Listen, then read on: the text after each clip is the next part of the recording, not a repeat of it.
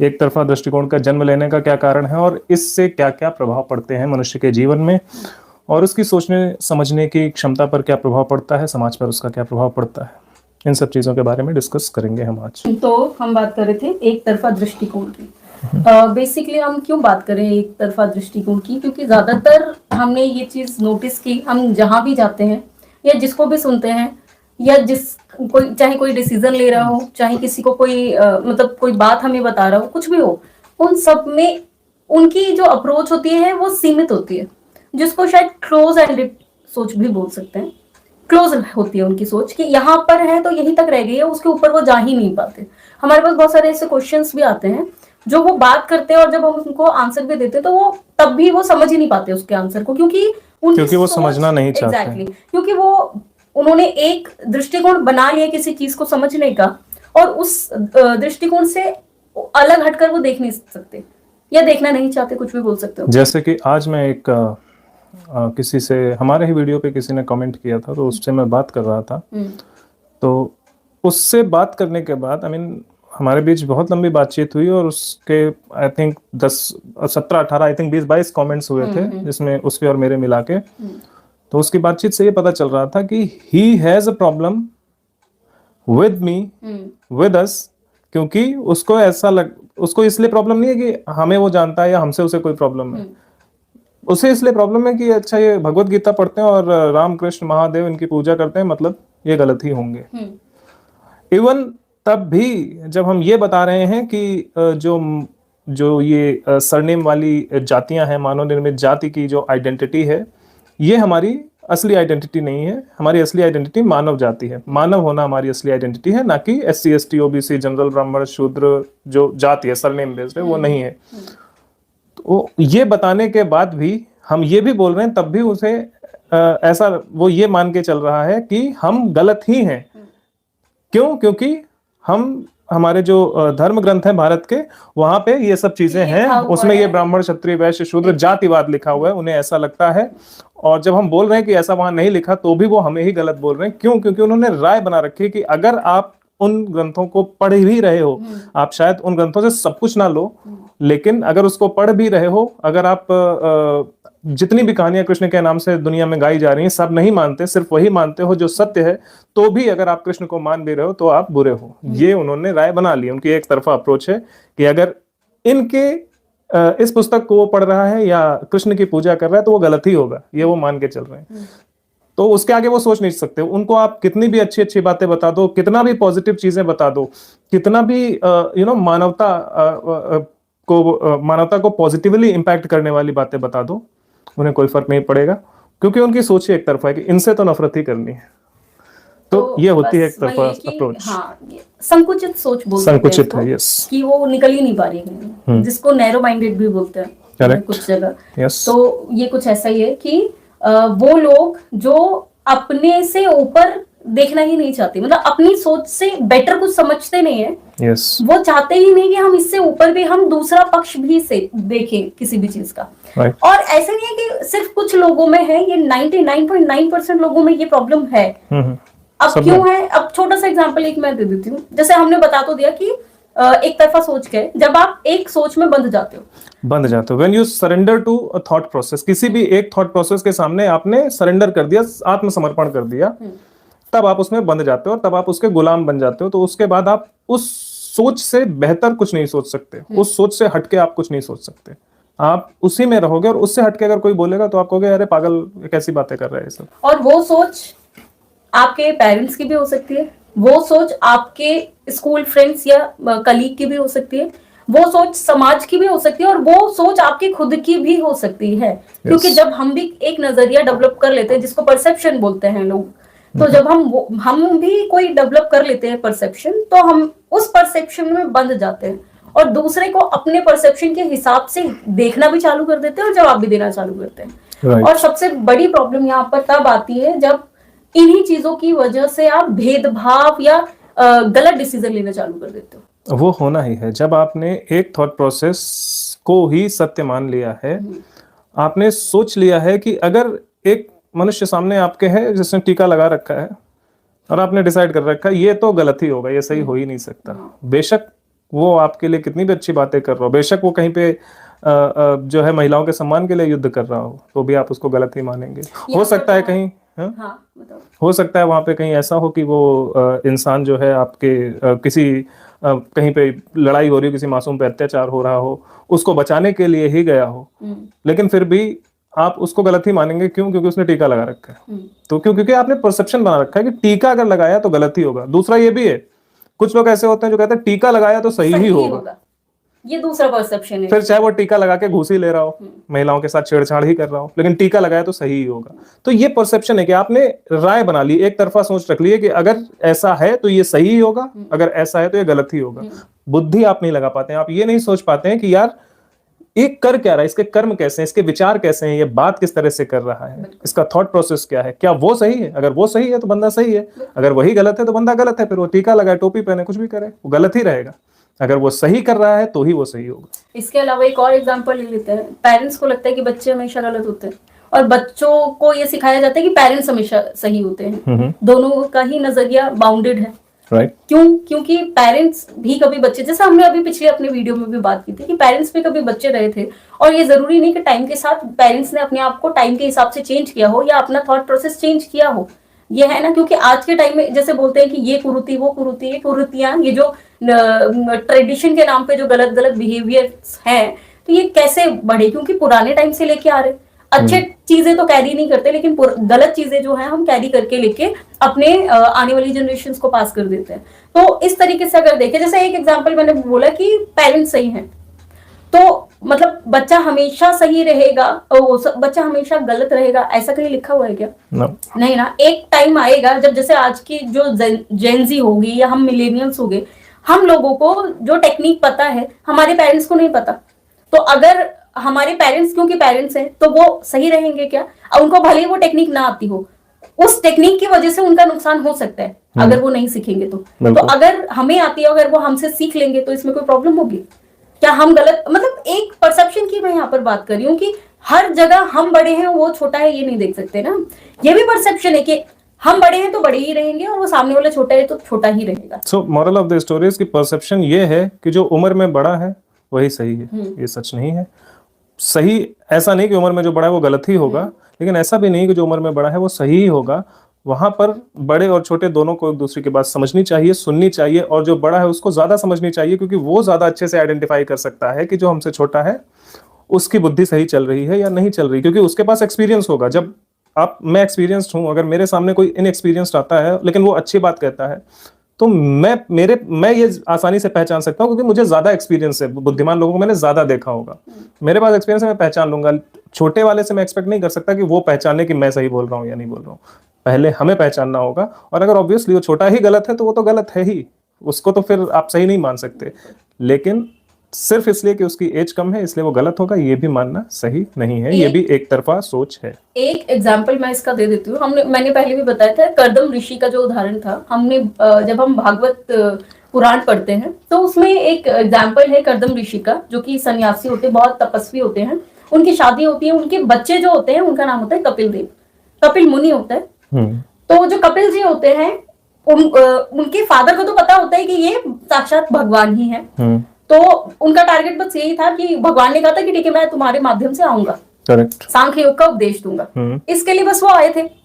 फिर उसके बाद कपिल जी तो ये कर्दम जी तो चले जाते हैं, क्योंकि उनको वानप्रस्थ लेना होता है, संन्यास धारण करना होता है, तो चले जाते हैं। लेकिन वो उनकी जो मदर होती है कपिल देव की, वो समझ जाती है उनके आचरण से कि ये बहुत बड़ी चीज है कोई, और वो उनसे बोलती है कि मुझे ज्ञान दीजिए।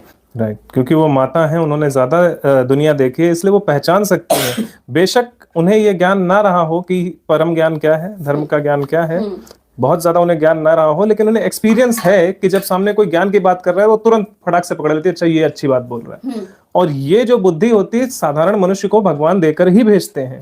द प्रॉब्लम इज कि वो जो साधारण मनुष्य है वो क्या करता है, अपने आप को एक छोटे से थॉट प्रोसेस में बांध के रख लेता है, तो वो उसके बाहर कभी सोच ही नहीं पाता। तो जैसे उसके बाहर की कोई चीज आती है वो कहता है ये गलत है, ये गलत है, इसको तो सोचना ही नहीं है। हमने एक थॉट प्रोसेस को अपनाया हुआ है, यही मेरी आइडेंटिटी है और मैं इसी के साथ चलूंगा, इससे बाहर मैं नहीं सोचूंगा। अब सोचने वाली बात है, अगर जब न्यूटन ने ग्रेविटेशन पहचाना था कि ग्रेविटेशन ऐसा होता है, तो कहते नहीं नहीं हम इसको मानेंगे नहीं भाई, ग्रेविटेशन जैसा कुछ होता ही नहीं, क्योंकि पहले किसी को नहीं पता था तो अब हो ही नहीं सकता, तो फिर वो ग्रेविटेशन की खोज नहीं कर पाते। ऐसे ही जितने भी साइंटिस्ट हैं वो किसी चीज की खोज ही नहीं कर पाते, अगर वो कहते हैं भाई पहले ही जब ऐसा नहीं हुआ तो अब कैसे हो सकता है, जब पहले वाले को नहीं पता तो अब हम क्यों इसको सुने। तो ये जो थॉट प्रोसेस है ये रिलीजियस कास्ट में ये ज्यादा होता है कि पहले जो नहीं हुआ है, पहले जो नहीं हुआ वो अब नहीं होगा, और जो पहले हुआ है वही अब भी चलेगा। ऐसा नहीं, बुद्धि का उपयोग करना होता है, जो पहले हुआ हो सकता है वो भी सही हो, जो पहले हुआ हो सकता है वो भी गलत हो, हमें उसमें से सही गलत फाइंड आउट करना है और उसके हिसाब से अपनी जिंदगी चलानी होती है। और ये होता किस वजह से है, जैसे पहले तो है मोस्टली तो होता है कि आपने पहले से ही वो बना रखी है राय कि ये खराबी होगा, जिसको पूर्वाग्रह बोलते हैं कि नहीं पता ही है आपको कि नहीं ये खराबी होता है। जैसे बहुत सारे बोलते हैं किसी के घर में लव मैरिज हुई जो कि सक्सेसफुल नहीं हुई तो बोलेंगे नहीं लव मैरिज खराब होती है, और उनका परसेप्शन बन जाता है कि नहीं लव मैरिज तो बिल्कुल नहीं करनी है। कुछ लोग ऐसे ही घर में देखते हैं कि अरेंज मैरिज खराब होती है, बोलते नहीं हम अरेंज मैरिज नहीं करेंगे, हम तो लव मैरिज करेंगे। परसेप्शन ही तो है, किसी चीज को आपने देखा जो कि नेगेटिव था, आपके हिसाब से नहीं था वो, तो आपने बोला नहीं ये गलत होता है, और आपने सबको उसी नजरिए में बांध दिया। दूसरा, आपकी आदत है पक्षपात करने की, मैं हमेशा सही हूँ, सामने वाला गलत होगा, चाहे कुछ भी बोलता रहे। जैसे हमारे साथ मोस्टली होता है, सामने वाला हमेशा बोलता है कि आप गलत ही हो, क्योंकि उसको लगता है कि वो सही है, और हम उसको बोलते भी नहीं कि आप सही हो कि हम गलत है। ठीक है, आपके हिसाब से बिल्कुल आपके हिसाब से आप सही हो, तो हमारे हिसाब से हम सही है, बस बात खत्म। नहीं, हम हमारे हिसाब से कभी सही नहीं होते, हम एक्चुअल में सही होते हैं। आगे बता रही थी मैं कि इसके आगे हमारा परसेप्शन क्यों है ये, क्योंकि हमें पता है कि हमारा खुद का ज्ञान ये भगवद गीता का है। बाकी क्योंकि भगवत गीता भी यही बोलती है कि जो जानना चाहे उसी को बताना। And there is one more thing, ऐसा इसलिए नहीं है कि भगवत गीता में लिखा है इसलिए सही है, ऐसा इसलिए है क्योंकि श्री कृष्ण ने भगवत गीता में ये कहा है कि आपको अपनी बुद्धि से सोचना है कि ये सही है या नहीं है, और हम अपनी बुद्धि से सोचते हैं तो हमें पता चलता है कि ये सही है, इसलिए वो सही है, इसलिए नहीं कि वहां लिख दिया इसलिए सही है। क्योंकि जिसने लिखा उसका तो पता नहीं, लेकिन जिसने कहा श्री कृष्ण, उन्होंने ये कहा कि सही ये है गलत ये है, अब तुम खुद डिसाइड करो क्या करना है। फिर जब आप आत्मचिंतन, क्योंकि निश्चयात्मिकता बुद्धि की भी उन्होंने बात की है, तो जब आप अपनी बुद्धि लगाते हो कि यार ये बात जो बोल रहे हैं ये सच में सही है, तो वो दिमाग में अच्छा हाँ यार बात तो ये सही बोल रहे हैं, तब वो आइडेंटिफाई होता है कि अच्छा फिर तो भगवत गीता तो सही है। क्यों? इसलिए नहीं क्योंकि पिताजी ने बताया था कि भाई भगवत गीता हमारी कोई रिलीजियस बुक है इसलिए उसमें लिखी बात को पत्थर की लकीर मानना है, इसलिए क्योंकि वहां पे जो कॉन्सेप्ट्स बताए गए वो एक्चुअली सही हैं, उनके गलत होने का कोई प्रूफ ही नहीं मिल रहा है। मतलब अब कैसे प्रूफ मिलेगा, कोई आके बोल दे ये गलत है, ऐसे नहीं होता। हम जब खुद उसके बारे में सोचते हैं, चिंतन करते हैं, पता चलता है यार बात तो ये बिल्कुल सही बोल रहे हैं, तो इस तरह से वो पता चलता है और इसलिए वो सही है। बिल्कुल। तो ये जो है जो भेदभाव की जो सोच है, जैसे अपने आप को सही करने की जो सोच है, ये भी हमें बेसिकली देखो, ये हम मान सकते हैं कि हम सही हैं, लेकिन हम ये नहीं मान सकते कि हम ही सही हैं। राइट। हम मान सकते हैं कि सामने वाला गलत है, लेकिन हमेशा वो गलत होगा ये भी नहीं मान सकते। एग्जैक्टली। और अगर ये चीज हम मान ले कि हम जो है हम ही सही हैं और इसके अलावा कुछ सही नहीं है, तो फिर हम उसके आगे कभी सोच ही नहीं पाते, उससे आगे हम कभी बढ़ ही नहीं पाते। हम अपने आप में डे बाय डे अपने आप में ही इम्प्रूवमेंट देखते हैं, दूसरे देखते हैं पता नहीं देखते या नहीं देखते हमें, लेकिन हम अपने आप में इम्प्रूवमेंट देखते हैं। वो इसीलिए क्योंकि हमें ये पता है कि हम परफेक्ट तो नहीं है, तो day by day you have something to learn, और उसमें हमें सीखने को मिल जाता है। लेकिन जो अगर आपने ये सोच लिया, अगर हम खुद ये सोच के बैठे कि अब हमने भगवत गीता पढ़ ली बस खत्म, अब कुछ सीखने को नहीं बचा, अब हमसे बड़ा ज्ञानी कोई नहीं है, तो हमसे बड़ा अज्ञानी फिर कोई नहीं है। इवन हमसे जो क्वेश्चन करते हैं, हम ट्राई करते हैं कि हो सकता है वो कुछ अच्छा क्वेश्चन करे, राइट। लेकिन प्रॉब्लम ये है कि वो फिर वही वन साइडेड अप्रोच में बंधे हुए होते हैं, तो वो सुनते भी नहीं है और कुछ अच्छा तो बोलते वैसे भी नहीं है। बस वही उनको रोना होता है कि ये गलत वो गलत, समाज ने ये कर दिया, समाज ने वो कर दिया। तो बस वही है कि वही वन साइडेड अप्रोच लेके बैठे हुए कि हम ही सही है और हमारे साथ जो हुआ है वो गलत है। आप एक ये भी अवधारणा है कि मेरे साथ जो हुआ वो गलत है, तभी तो मैं नहीं मानता सामने, मतलब जैसे भगवान को ज्यादातर लोग नहीं मानते, क्यों? क्योंकि वो ये मानते हैं कि मेरे साथ जो हुआ वो भगवान ने, पहले बोलते भगवान को नहीं मानता, दूसरा वो बोलते हैं कि मेरे साथ जो गलत किया तो भगवान ऐसे कैसे कि मेरे साथ गलत कर दिया। बट अगर आप पूरा वो सिनेरियो उठा के अपनी लाइफ का पिछला उठा के देखें, तब आपको, क्योंकि मैंने बोला ना कि जब आप थोड़ा सा मल्टी डायमेंशनल थॉट रखेंगे, जब आप ये एक बार बैठ के ये सोचेंगे कि क्या सच में मेरे साथ बुरा हुआ, जो मैं बोल रहा हूँ बुरा बुरा बुरा, क्या लिटरली हमारे साथ बुरा हुआ था, मेरे साथ बुरा हुआ था? जब आप ये आराम से बैठ के सोचोगे ना, तब आपको पता चलेगा कि आपकी सोच एक्चुअल में उस टाइम बंधी हुई थी, जब आप ये सोच रहे थे कि मेरे साथ बुरा हुआ। करेक्ट। जब आप उसको थोड़ा सा खुला छूट दोगे कि तू सोच, अपनी सोच को बोलोगे कि तू सोच, उसको काम पे लगाओगे बुद्धि को कि तू सोच, और पिछले में जो मेरे साथ हुआ उस पूरे सिनेरियो को मेरे सामने रिक्रिएट कर, और तब मैं जज करूंगा कि सही में मेरे साथ खराब हुआ कि सही हुआ। तब आप पाएंगे कि आपके साथ कुछ गलत नहीं हुआ। करेक्ट। हर सिचुएशन आपके पास इसलिए आई कि आपको बेटर बना सके। अगर आप गिरोगे नहीं तो आप चलोगे नहीं, ये बोला जाता है ना। और मैं गारंटी से बोल सकती हूँ ऐसा कोई बच्चा नहीं होगा जो गिरा नहीं और चलने लगा होगा। बिल्कुल कोई नहीं। तो गिरना तो चलने की और चढ़ने की निशानी है ना। राइट। तो इसीलिए हम ये सोच के बैठ जाए कि नहीं गिर जाएंगे तो हम चलेंगे ही नहीं। ये भी बंदी सोच का एग्जाम्पल है कि गिर जाएंगे तो मैं नहीं तो हमने डिसाइड कर लिया कि ना गिरना ही है। हाँ। 100% गिरूंगा ही मैं। तो जब आपने सोच ही लिया कि गिरोगे ही, आप ये तो सोच ही नहीं पा रहे क्योंकि आपने सोच अपनी बांध ली, तो आप ये नहीं सोच पाते कि उसके बाद मैं उठ भी जाऊंगा। Exactly. So the next level which has to be, जो आने ही वाला है उसके बारे में आप सोच ही नहीं रहे, तो जब आप घर से निकले ही नहीं तो रोड आपको कैसे मिलेगी। एग्जैक्टली। और घर के अंदर बैठे बैठे हम सोचते हैं कि बहुत दूर है वो रास्ता। तो यहाँ अब जैसे मैंने बोला कि ये तो वन साइडेड है। अब मल्टी डायमेंशनल अप्रोच क्या होती है, उसको क्या बोलते हैं, बहुआयामी दृष्टिकोण, कि कैसे हम समझें कि मतलब जैसे हम हर चीज में पॉजिटिविटी देखते हैं, तो हम इसलिए नहीं देखते कि हमारे पास कुछ स्पेशल पावर दे दी है भगवान ने कि नहीं तुमको देखना है। हम ये देखते हैं कि इसका ये भी इम्पैक्ट था, ये भी इम्पैक्ट था, ये भी इम्पैक्ट था। अब हमारे ऊपर ये जो कंडीशन आई है या परिस्थिति आई है, इसकी वजह से हमारी लाइफ में क्या पॉजिटिव हुआ, हम वहां पर जाते हैं। हम इस चीज पे जाते ही नहीं कि नेगेटिव क्या हुआ, क्योंकि वो तो होना था तो वो हो गई। हम हमारे हाथ में होता तो हम रोक लेते ना, तो वो तो होना ही था। लेकिन उसकी वजह से हमारे साथ एक्चुअल में क्या सही हो सकता है, हम उस पे जाते हैं, या फिर क्या सही हुआ हम उस चीज को देखते हैं। बोलते हैं कि फेल हो गए, जैसे बच्चों के एग्जाम्स होते हैं, एग्जाम्स में बच्चे फेल हो जाते हैं, ये होता है ना। तो फेल होना क्या खत्म होने की निशानी है? नहीं, फेल हुआ तो क्या हुआ, next you can try again. उसको वो दोबारा पढ़ रहा है, इसका मतलब उसको 1 साल और एक्स्ट्रा मिल तो रहा है ना, उसी में पढ़े, उससे ज्यादा बेटर। देखो रट के अगर कोई पास हो गया और समझ के अगर कोई फेल हो गया, आप दोनों में डिफरेंस देखो, बेटर कौन है? फेल ही हो जाने वाला बेहतर है, क्योंकि कम से कम वो समझ तो रहा है, और जो समझ ही नहीं पा रहा उसके पास होने का कोई फायदा ही नहीं है। एग्जैक्टली। वो आज तो हो सकता है पास हो जाए, आने वाले टाइम में लाइफ में वो फेल ही हो रहेगा। Yes, he will not be able to make any difference. और हम शायद एक वो भी देख रहे थे। एंड एक चीज और, जो अभी हम बात कर रहे थे ना कि हमारे साथ अच्छा क्या हुआ वो देखते हैं और बुरा क्या हुआ उसको हम भूल जाते हैं। यहाँ भी एक इवेल्युएशन काम आता है। आप इवेल्युएट करो कि जो मेरा नुकसान हुआ वो ज्यादा बड़ा था, जो प्रॉफिट हुआ वो ज्यादा बड़ा था। आप इवेल्युएट करोगे तो आप, क्योंकि नुकसान जो हुआ वो होके वहीं खत्म हो गया, और प्रॉफिट जो हुआ वो यहाँ से होना शुरू हुआ और बहुत देर तक चलेगा। Exactly. तो ज्यादा बेनिफिट कहाँ पे है? इवेल्युएट अगर आप करेंगे तो नुकसान तो वहीं खत्म हो गया, नुकसान जहां हुआ वहीं से उसके खत्म कहानी। अब वो अब आगे आपके नहीं चल रहा है नुकसान, लेकिन ये जो प्रॉफिट आपका हुआ ये आपके साथ आगे चल रहा है। तो अगर आप इवेल्युएट करें तो आपको ये पता चलेगा कि फायदा ज्यादा हुआ है, नुकसान तो कम ही हुआ है। लेकिन हम इवेल्युएट नहीं करते, इसलिए हम, क्योंकि हमारी सोच बहुआयामी नहीं है। हम सिर्फ यही सोच रहे हैं कि वहां पे नुकसान हुआ, उसके बाद इतना सारा फायदा हो गया, उसके बारे में हमने सोचा ही नहीं। क्योंकि हम लोगों की आदत है कि हम ना सबको, वो बोलते हैं ना सबको साथ लेके चलो, लेकिन हमको एक्चुअल में उस चीज की डेफिनेशन नहीं पता है कि सबको साथ लेके कैसे चलना है। हम अपनी सोच को उन पे मढ़ के उनको साथ लेके चलने की कोशिश करते हैं। नहीं, तो हमारा थॉट प्रोसेस ये होता है, सबको साथ लेके चलने का थॉट प्रोसेस ये होता है कि वो सब हमें साथ लेके चले। एग्जैक्टली। हम उनको अपनी सोच के हिसाब से साथ लेके जाएंगे ऐसा जरूरी नहीं है। हम उनको एकोमोडेट करेंगे ये नहीं है। हाँ। ये है कि वो हमारी सुने और हमारे साथ चले, हमारे पीछे पीछे, तो हम करेंगे। तो कुछ इस तरह से हम सोच लेते हैं, दैट इज द प्रॉब्लम।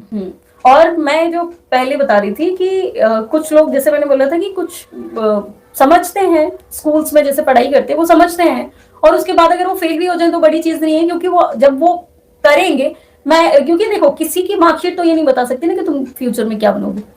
अगर बता सकती तो मुझे लगता है मैंने तो अगर वो बता सकती तो 10th की मार्कशीट में उसको डॉक्टर ना लिख देते। 10th की मार्कशीट सिर्फ यही बताते कि आप 10th पास हो गए, दैट्स इट। एग्जैक्टली। अगर 10th की मार्कशीट या 12th की मार्कशीट बता सकती तो वहीं पर डॉक्टर, इंजीनियर डिक्लेयर हो चुके, तो वहीं डिक्लेयर कर देते। नहीं डिक्लेयर कर सकते, क्योंकि वो सिर्फ इतना ही बताती कि आपने 10th के एग्जाम्स पास कर लिए, दैट्स इट। उसके आगे आप क्या करने वाले हैं, ये आपके जो एजुकेशन आपने वहां पे ली है और आगे आप उसको किस तरह से आगे बढ़ाते हो, इस पर डिपेंड करता है। पहले से ही कुछ ऐसी चीजें चली आ रही हैं जो आपके दिमाग में भरी गई हैं। कुछ भी हो सकता है, जैसे कि बहुत सारे हमारे ऐसे पहले के टाइम में, जैसे लड़कियों का पहले जन्म होना ही नहीं दिया जाता था। ये भले ही एक रिवाज था, लेकिन हुआ तो किसी ना किसी की मेंटालिटी की वजह से ही था। राइट। किसी ने सोचा कि गलत है, बच्चियां नहीं होनी चाहिए, और उसकी वजह से बच्चियां इतनी कम हो गई कि कितनी जगह पर उन्हीं बच्चियों को बेचा जाता था। राइट। 4-4 लोगों को एक बच्ची को बेचा जाने लगा। हरियाणा में ज्यादातर होता है, राजस्थान में ज्यादातर होता है, क्योंकि वहां पर सबसे ज्यादा ये सारी चीजें। ये क्यों? क्योंकि किसी एक ने ये सोचा कि मेरी सोच सही है, और अगर किसी ने बताया भी होगा उसको कि नहीं आपकी सोच गलत है, लेकिन फिर भी सामने वाले ने नहीं माना होगा। और इसके साथ एक चीज और है जो जुड़ती है, जब फिर उसके बाद वो चीजें होती नहीं, फिर किसी एक ने पता क्या, क्योंकि वो जिसने ये सोचा कि बेटियों को जन्म नहीं देना चाहिए, वो इधर बेटियों को जन्म ना देने की वो कसम खा रहा था और उधर शायद महादेव की पूजा कर रहा था। तो फिर जब भविष्य आया तो भविष्य में किसी को एकदम से आत्मज्ञान हुआ कि नहीं ये बंदा तो गलत कर रहा है।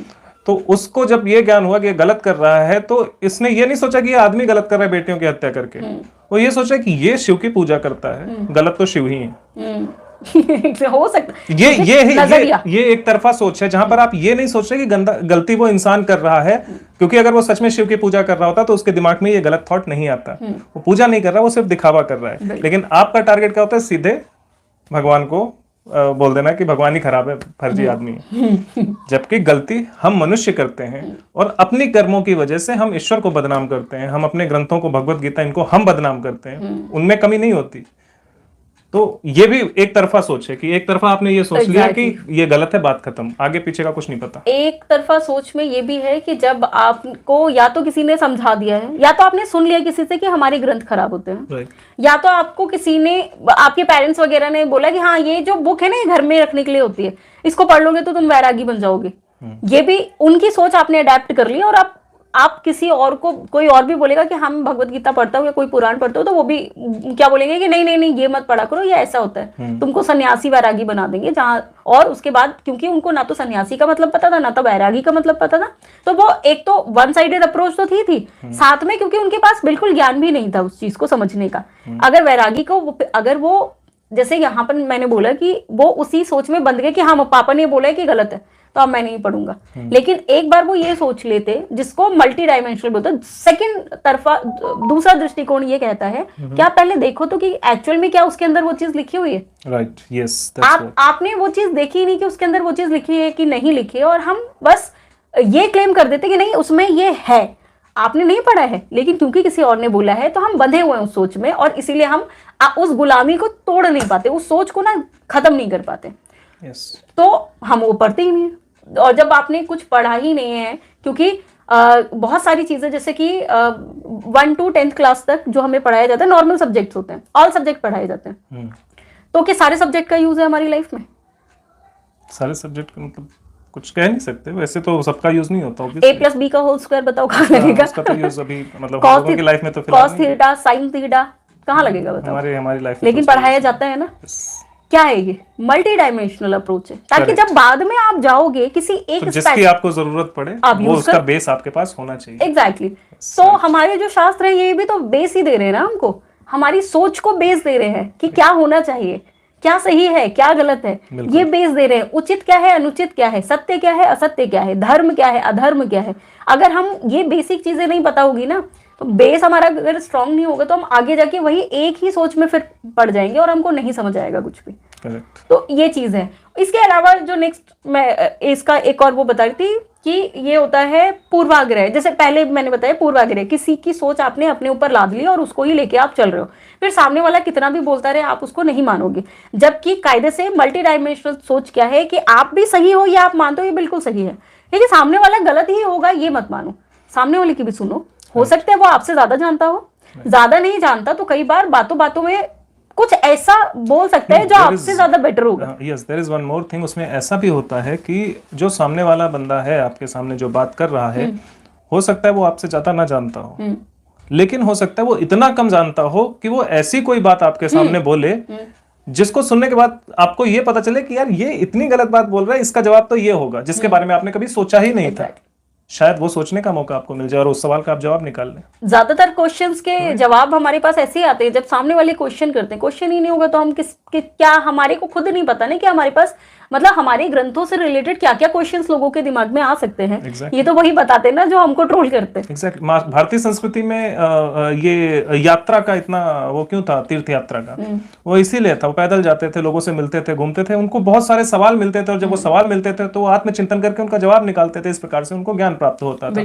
तो ज्ञान प्राप्त करने के लिए आपको एक्सप्लोर करने की जरूरत है। एक्सप्लोर करने का मतलब ये नहीं है कि खाली आप ऐसे ही घूमते रहें, उससे भी मिलता है, लेकिन उसके साथ साथ अगर आपको लोग मिले, उन्होंने कुछ बताया तो उससे भी आपको ज्ञान मिलेगा। किसी ने कुछ ज्यादा आपसे, जो ज्यादा ज्ञानी है वो आपको कुछ बताएगा तो उससे आपको ज्ञान मिलेगा। कोई आपसे कम ज्ञानी है तो वो जो मूर्खता करेगा उससे आपको ज्ञान मिलेगा कि यार ये मूर्खता तो नहीं करनी चाहिए हमें।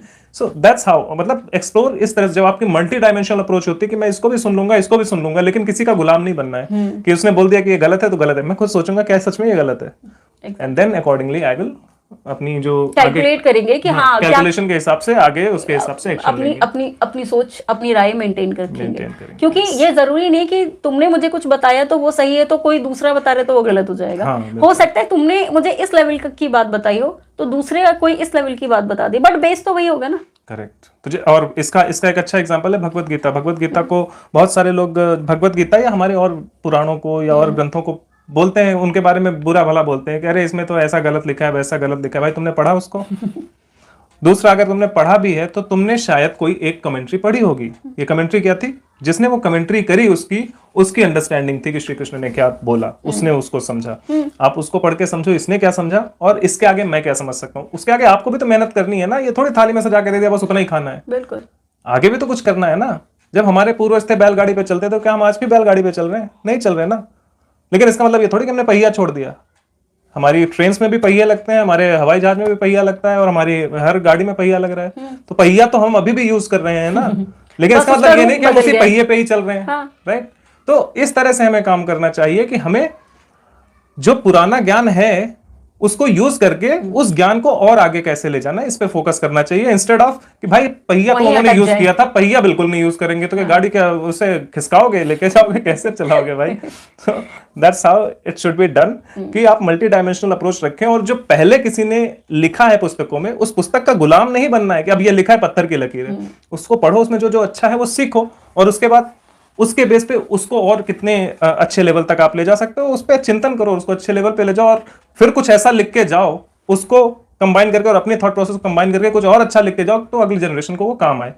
ऐसा नहीं है ना कि बस एक किताब लिख दी गई, वही अगले 10,000 साल, लाख साल तक वही चलती रहेगी, तो फिर डेवलपमेंट क्या हुआ आपके अंदर? आपको भगवान ने फिर बुद्धि क्यों दी थी? और वैसे भी अगर बुद्धि दी गई है तो उसके हिसाब से अपनी बुद्धि का हमें उपयोग करना चाहिए ना। और टाइम के साथ चीजें भी तो चेंज होती है ना। जैसे हम अभी नैतिकता की जब हम अपना वीडियो लास्ट टाइम बना रहे थे उसमें भी था कि नैतिकता जिस टाइम में रखनी थी उस टाइम में रखो, और हो सकता है उस टाइम के लिए वो नैतिकता सही भी हो, बट आज के टाइम में अगर वही नैतिकता आप यूज करोगे बिना मल्टी डायमेंशनल थॉट के तो आप हमेशा गलत ही करोगे। तो ये चीज यहाँ पर भी आपका जो सोच है ये बहुत इंपॉर्टेंट रोल निभाती है ये सोचने में कि आपको सिर्फ एक चीज को नहीं देखना है, उसके वो बोलते प्रॉन्स और कॉन्स दोनों चीजें देखनी है। दोनों चीजें देखनी है। इस चीज से फायदा क्या है तो इससे नुकसान क्या है। दूसरा, जब आप मल्टी डायमेंशनल थॉट अप्रोच में जाओगे, जब आप चाहते हो कि आपकी जो सोच है इस लेवल की हो, तो आपकी एक सोच ये भी होनी चाहिए कि मुझे ज्ञान प्राप्त करना है, किसी से भी मिल जाए। और तब आपका एक्चुअली वो सोच इसलिए आती है ज्ञान प्राप्त करना है क्योंकि तब आपका मन निर्मल हो जाता है। जब आप सबको एक्सेप्ट करने के थॉट रखते हो तो आपका मन निर्मल हो जाता है।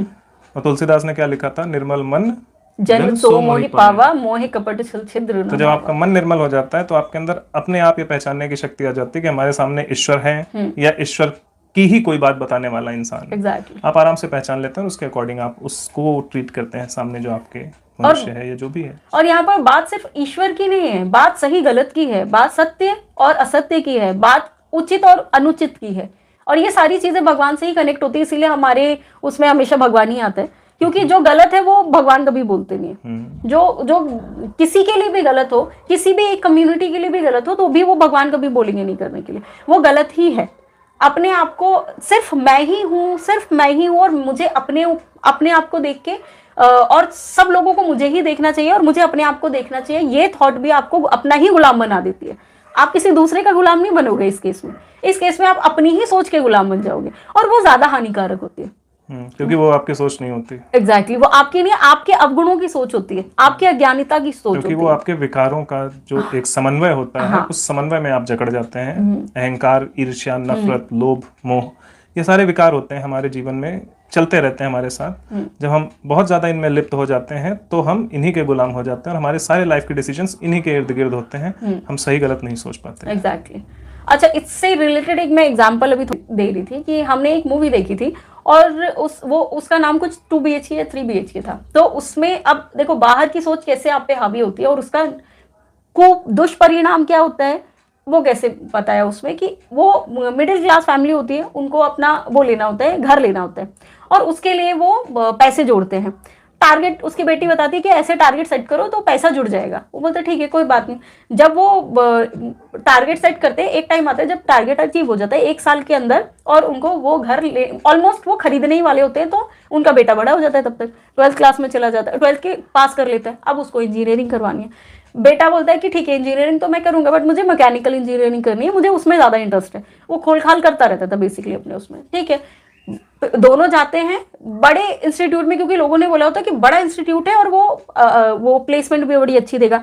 आज आप अगर पूरा वो जितना घर का पैसा है लगा भी दोगे ना तो आपको डबल इनकम मिल जाएगी बाद में, ठीक है। चले गए हम, पूरा पैसा उन्होंने लगा दिया, डबल इनकम के चक्कर में पहले तो वो गए बड़े उसमें, उसके बाद वो सामने से वो बोलते हैं कि पापा मुझे मैकेनिकल इंजीनियरिंग करनी है। सामने वाला जो DM होता है या डीन होता है वो बोलता है कि अभी जो ज्यादा स्कोप है वो है IT सेक्टर में, कंप्यूटर साइंस में, तो इसमें जाओ, ये वाले तो कोई फायदा नहीं है। वो बोलते ठीक है, पहले तो बच्चा माना करता है बट वो नहीं मानते हैं, उसके पापा बोलते नहीं मैं इतना पैसा लगा रहा हूँ तो फिर बेटा कर ले, क्योंकि पैसा भी तो वेस्ट नहीं करना। अब ये भी सोच है कि पैसा वेस्ट भी नहीं करना, ये भी तो एक बाउंड सोच है।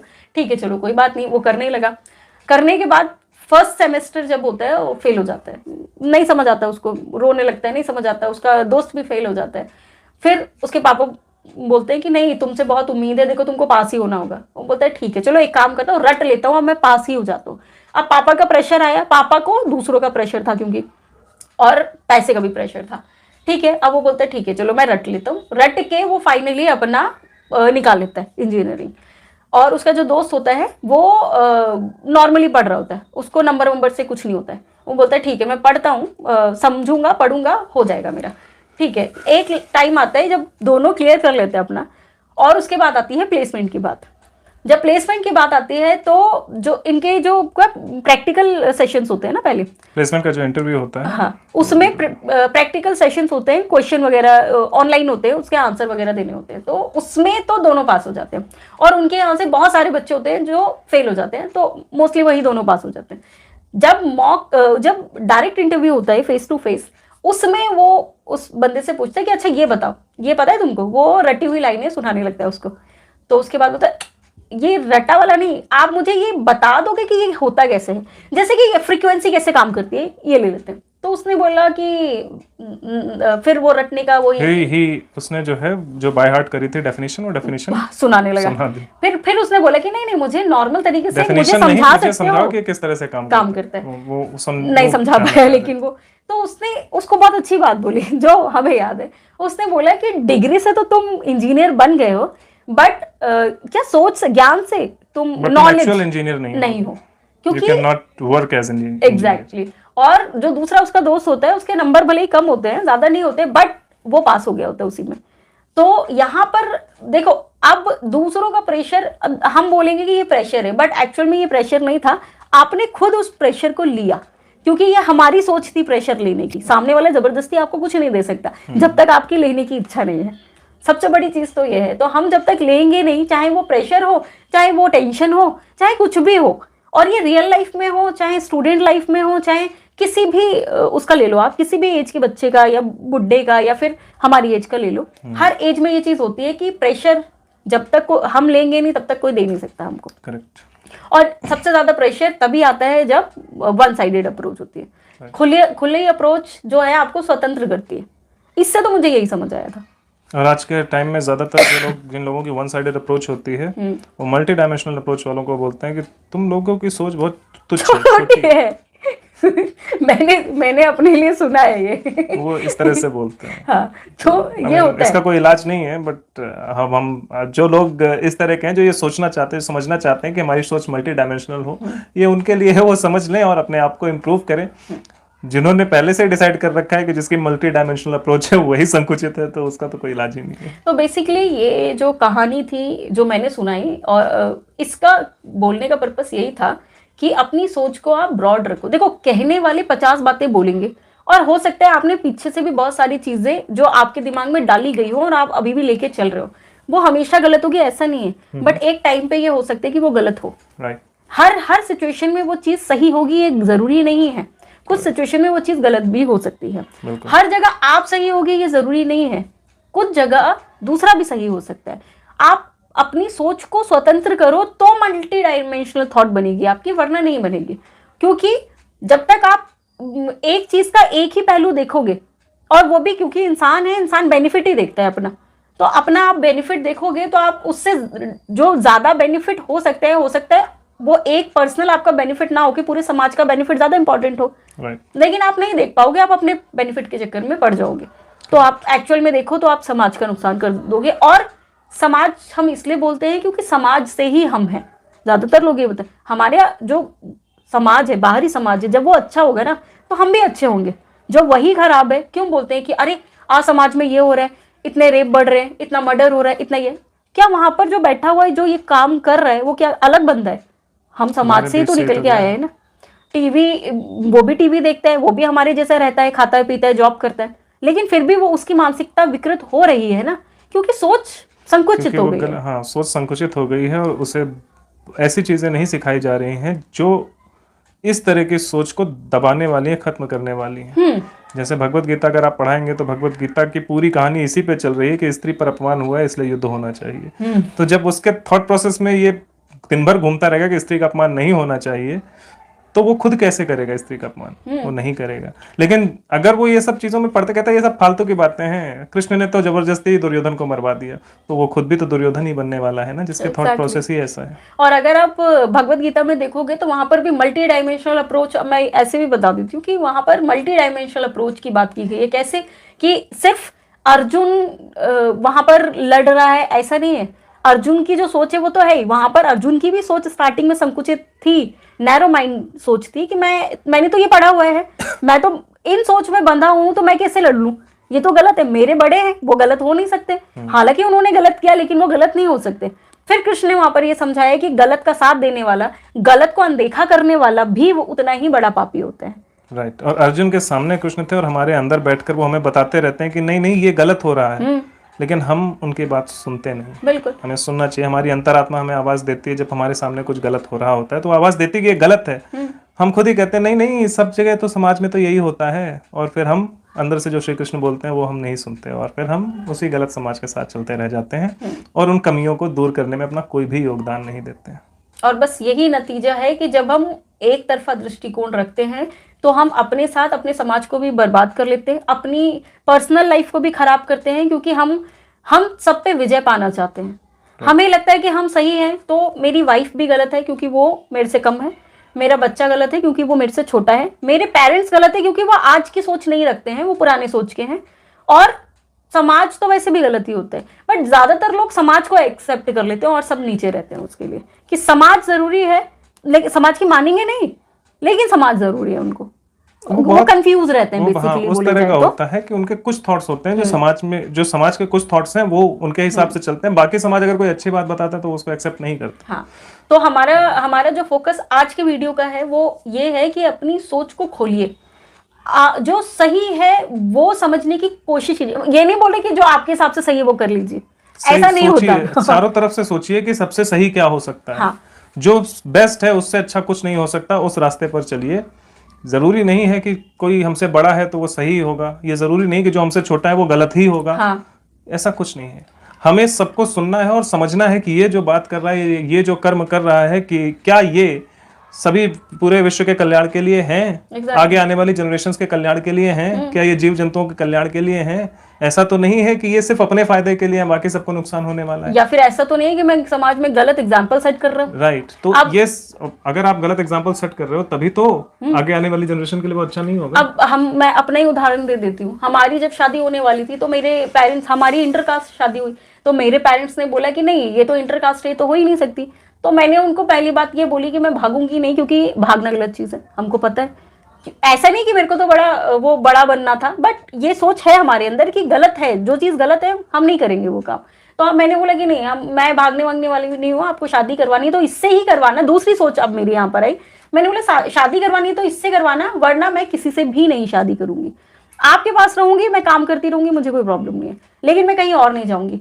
पापा को समझ आया कि नहीं, लड़की तो सही बोल रही है, मतलब इतनी समझदार तो है कि अपना भी सोच सकती है और मेरा भी सोच रही है।